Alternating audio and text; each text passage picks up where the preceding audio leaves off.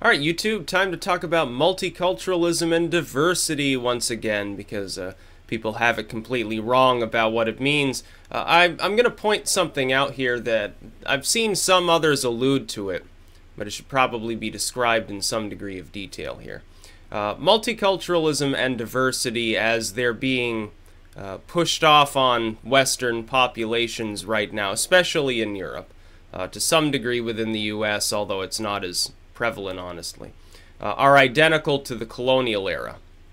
Literally speaking, when settlers from Spain and later from the British Empire, the French, and so forth, when they came to the Americas, what were they doing other than bringing diversity in? And of course, we saw what happened over time. Populations were largely destroyed, land was stolen, and so forth. They were bringing diversity.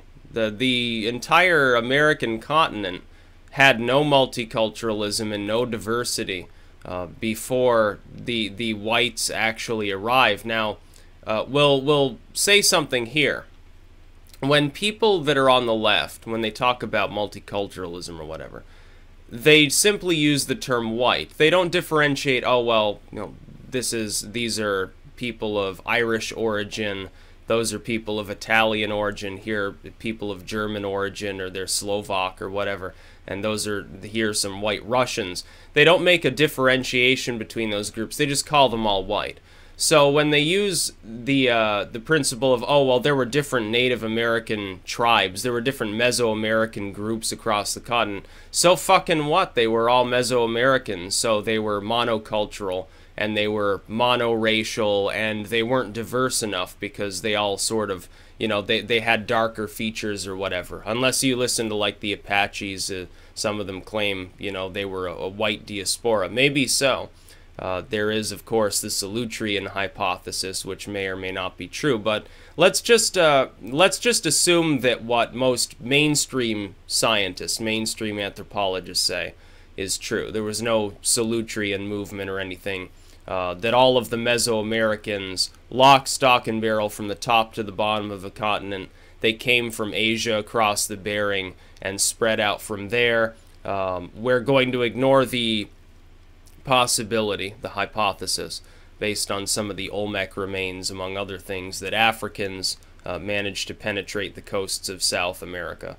We're going to ignore the South Pacific Islander theory that people there made it to Peru, and we're going to ignore the Solutrean hypothesis that claims that certain continental groups, European sort of tribal individuals, came across the ice sheets along the coast of what's now like Greenland and sailed short distances and managed to work their way down into North America. We're going to ignore all those and just go with the one theory. We do know that there were people that crossed the Bering Land Bridge. It's fairly obvious. DNA tests, archaeological remains, they all show that, so that is true. It's not really a hypothesis like these others. Those are all very possible. There's some evidence to suggest all three theories, that they have some weight behind them, at least to a limited degree, but we'll go with the one that we know is true. So under that scientific rationale, all the people in the Americas came from one source, relatively recently, on a human timeline in totality. Therefore, any divergence in their tribal customs really doesn't matter. They were monoethnic, they were all the same, and they didn't have any diversity. Well, that's not, according to globalism or the far left, that's a bad thing, because they were too hegemonic. They needed to be diversified and culturally enriched, and so when the Spaniards came over, or when any of these other groups came over and started intermixing with these people, it was a good thing. And it was also good, by the way, that they lived in a more or less borderless society. They had their tribal borders, but they didn't really build walls back then. They didn't take any early steps to safeguard their culture. I see images posted from time to time where individuals who don't understand irony, and they don't understand, I guess, sarcasm either. They post these pictures that are supposed to be, I guess, pro-immigration. They're trying to say, well, if you oppose immigration, then you're just a bigot or something. they'll post these pictures of like Native Americans looking out over the ocean that like the Spaniards are coming or something.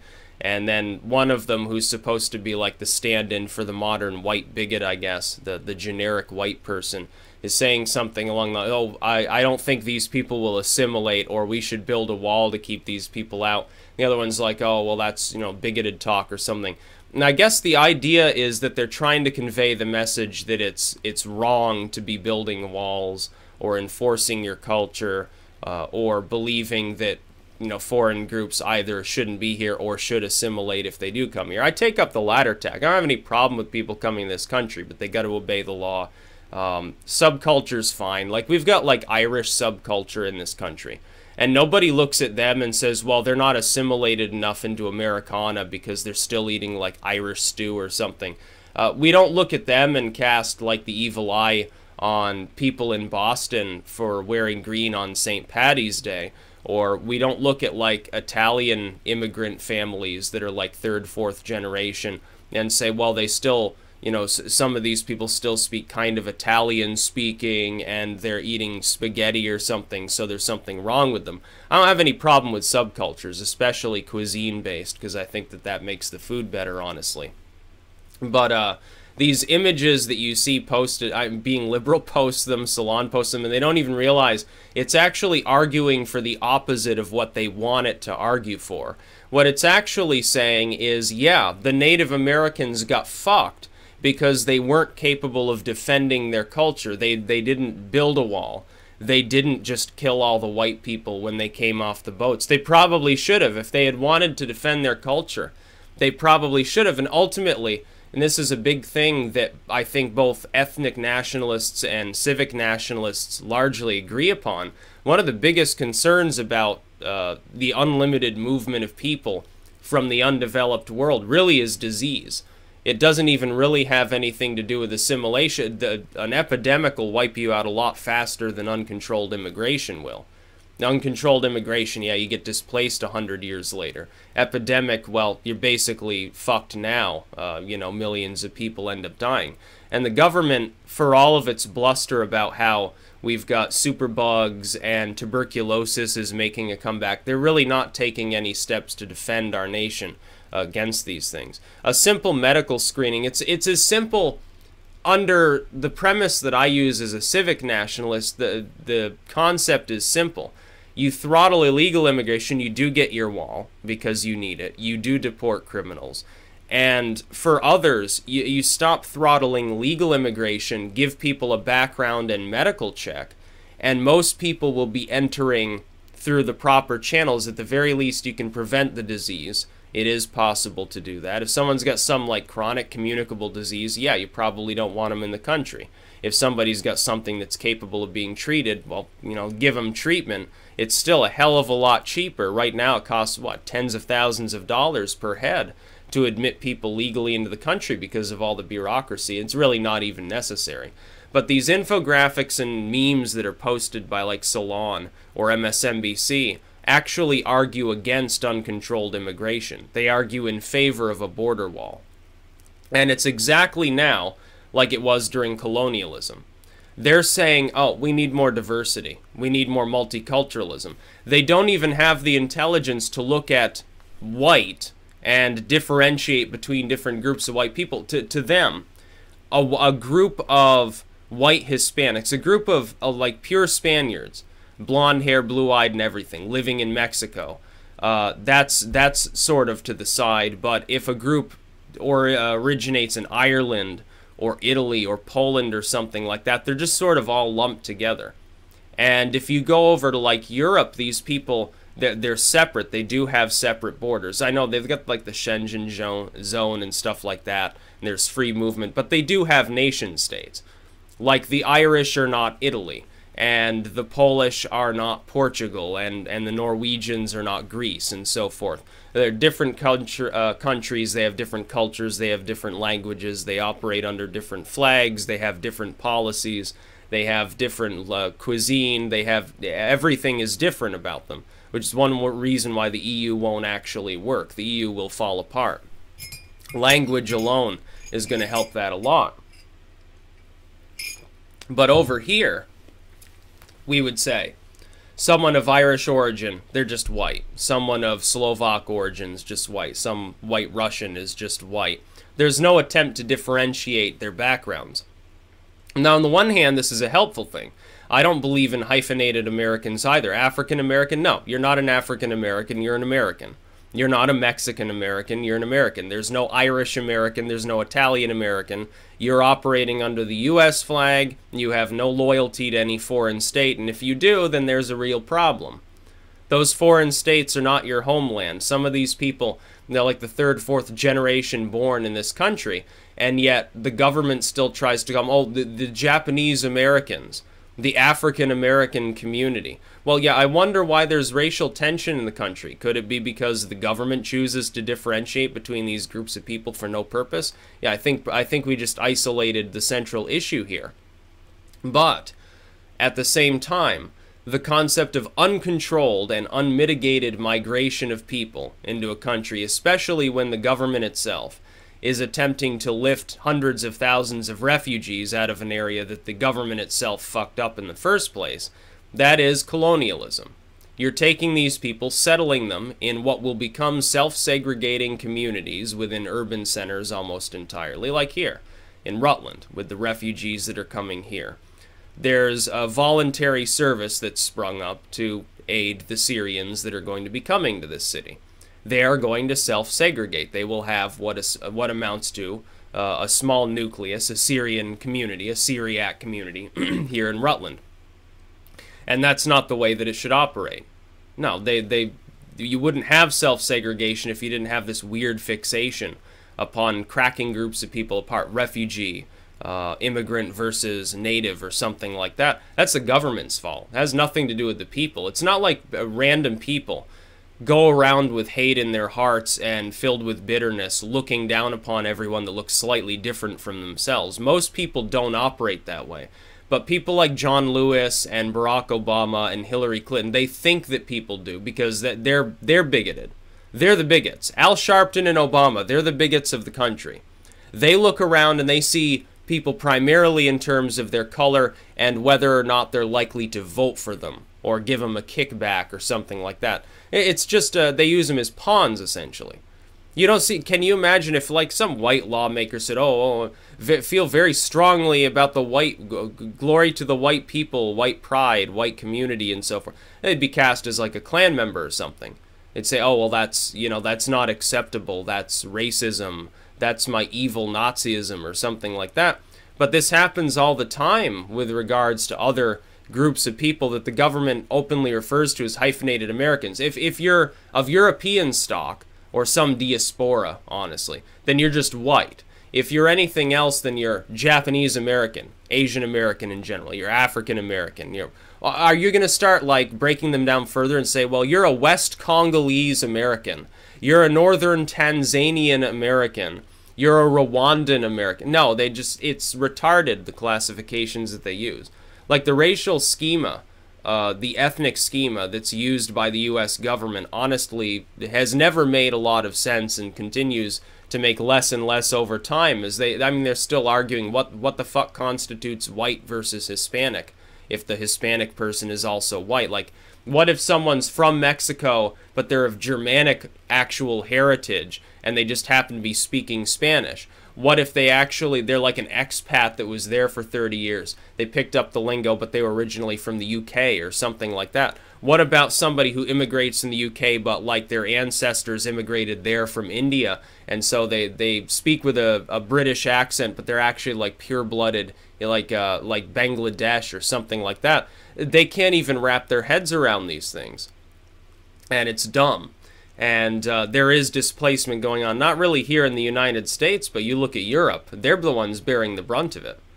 They seem to think, it's like the city of Rutland here, and I've already spoken out about the Syrian stuff. 100 Syrians, okay, well, whatever, I'll go and see them when they land. I think it's like next week, and I'll determine their actual like gender and age makeup. And I have a feeling they probably will just be like families. There's probably going to be like 50 kids among them. And I don't really care. Like, we're armed here in this state. It's not like Europe that's all fucked and cucked and they can't even have a slingshot or an air pistol. Like here, people are armed. So not really as great a difficulty for us to get over. We've also got a much larger population. But the fundamental principle that they're using for why we need to take these Syrian refugees isn't even so much, oh, well, we feel sorry for them. Well, yeah, I feel sorry for them too. I'm sorry that Obama's bombing their homeland. And he is. He's the one that destroyed Syria. He's also, he should take some Libyan refugees too and put them under his roof. He should take responsibility. He and like Clinton and all these other idiot politicians. The real reason that they give to people, though, and they didn't ask anybody in this community whether they should give permission or not. The aldermen are no longer on board with it. In fact, nobody's on board with it other than our fucking mayor. And while I don't have a problem with it, I do have a problem with his lack of consulting the population before bringing people in from foreign shores, that some of which may not really speak much English or something. They're going to need help. They're going to need literally handouts for a while to get jobs and so forth. No, what do they use as an excuse? Oh, Rutland's aging. Rutland's population is declining. Well, yeah, it's declining because we've got a lot of drugs here in our streets. We've got a lack of infrastructure, and we've got a high tax rate. That's why the population's declining. It started declining after the recession. It's not declining because, oh, white people just don't breed like they used to. No, it's that they don't feel any compulsion to breed. Who wants to raise kids under that situation? They raise kids in the state, they get a world-class education, they move somewhere else to get a job. What's the point of having kids? Yeah, you've got an aging population. I wonder why. It's because there's no future for Vermont. People feel like there's no future for our state. It's just stagnant. It's never changing. Other than Burlington, half the people moving in there, they're not even from Vermont. It's like being in New York City Junior or something when you go to Burlington or something like that. In some areas, it looks a little bit like Somalia, honestly. There's even a mosque up there, which is pretty cool. You know, I'm sure we'll be getting one here in Rutland any time now. Again, don't really care. It's already like a synagogue. About the same thing, honestly, when you really think about it. But that's the excuse they use. But in Europe, it's really easy for the Western European states to use this excuse. Like Denmark is the only holdout in Western Europe that has a different idea. They're like, oh, fuck for Denmark. And so they pay people to have children. Yeah, that's what they should be doing. You don't need millions of people from other countries to enter yours to prop up old aging demographics. It's cheaper actually to just pay your citizens to fuck more. That's really the way that you should be going. Not that there's any reason to expand the population. The population density in like the UK is already so high. There's really nowhere to pack anybody else in. Yet they're taking in all of these refugees and building these massive housing projects. They're like slapped together as cheaply as possible, and people are packed in like sardines. Like small town Britain is like no longer small town. It's all one suburb of London at this point, basically, till you get up to the Scottish border or out into the middle of Wales or something. It's freakish, actually. You look at these European states, Western Europe. There's very little forest left. It's like a lot of the species in the UK apparently now are endangered, despite use. They used to be common, now they're endangered because there's no wildlife actually left in all of Britain. But we don't need to ram that problem through over here. What we need to do is enforce assimilation. We do need a wall. I do agree that we need immigrants, but we need to make sure they're coming in legally. The best way to do that's to stop throttling legal immigration and dissuade people from immigrating illegally. You need the wall, and you need to actually punish people who come here illegally in order to do that. Somebody comes here illegally, they've done nothing else wrong, and they're already here and have been for 10 years. They like speak fluent English or something. All right, make them pay back taxes. I don't care about the rest. Give them a green card. But if somebody, recently is doing that in the absence of coherent border defenses, yeah, we need to do something about that problem. It's as simple as making sure that there's border defense in place in many cases. A lot of times people, they literally walk across the border. Ross, who was it there? Does a Project Veritas, James O'Keefe. He dressed up as Osama bin Laden and walked across one of these little creeks into the U.S., and no border agent stopped him. Like, he was dressed full on as Osama bin Laden, and nobody cared. That's how poor our border defenses in some regions are. Some places, yeah, there's massive wall and fence and, military vehicles and stuff, and it's very secure. But if you've got gaps in between those areas that are actually defended, Which part do you think somebody's going to try to cross? The defended part or the wide open piece of desert where there's a little more than a chain link fence you can easily cut through? Oh, I think probably the latter. See, therein lies the problem. I see all these mythological posts about how it's impossible to build a border wall. Are you crazy? Yes. Human beings have never built a wall in all of human history. It's impossible. It defies the laws of physics to stack some cement together. It defies the laws of physics to put some iron posts in the ground and put some fencing between them. It's impossible. You can't guard the border. There's like hills and stuff there and water. You can't possibly defend it. That's not the way that the real world works. They famously put some post on there by like a Mexican university talking about the overall cost and scope of the wall. It's like, yeah, I'm sure that the Mexican Academic Institute down there, you know, the University of Monterrey, wants a border wall to be built. They totally wouldn't fudge the data in order to try to convince Americans that it was impossible to build. Hell, the Chinese were building walls larger than the one that we'll need quite some time ago, and although they didn't work too well at the time, that's primarily due to internal problems, not that the wall itself was faulty. Yeah, it's possible to do, and it does need to be done. I don't really care if Mexico pays for it, the U.S. taxpayers pay for it. We already pay for a lot in this country. And if we just peeled back a couple of bureaucrats, if we just got rid of a couple alphabet soup agencies, or military no-bid contracts, or any of a half-dozen other things, we'd have more than enough money to pay for this project. It'd be easy. We could get it accomplished in 2 or 3 years. It's that simple. And it is one intrinsic part of defending our culture. Civic nationalism is defense of culture, defense of nation. There are black Americans, if they're patriotic, they believe in liberty, they believe in the Constitution. I don't fucking care that they're black. Somebody comes from Mexico and they're like, well, thank God I escaped that totalitarian hellhole. You know, praise old glory. Yeah, I welcome them. I don't give a fuck. Yeah, it's primarily about you have to rescind any loyalty to any foreign state, including like the Vatican. Like the Pope keeps trying to weigh in on U.S. policy and be just a total shitfuck to Trump and everybody else in this country. It's like he's not only is he the head of a foreign state in a more legalistic sense, he's also a theocrat. Since when has the left adopted this pro-theocracy line? Oh, wait, around the time that the Saudis started paying Hillary Clinton and people got a little nervous about that, you had no problem with their human rights abuses over there. You don't care if women get abused over here either, as long as you can blame it on the evil patriarchy and start passing laws against having a dick or something like that. That's about all. Peace out.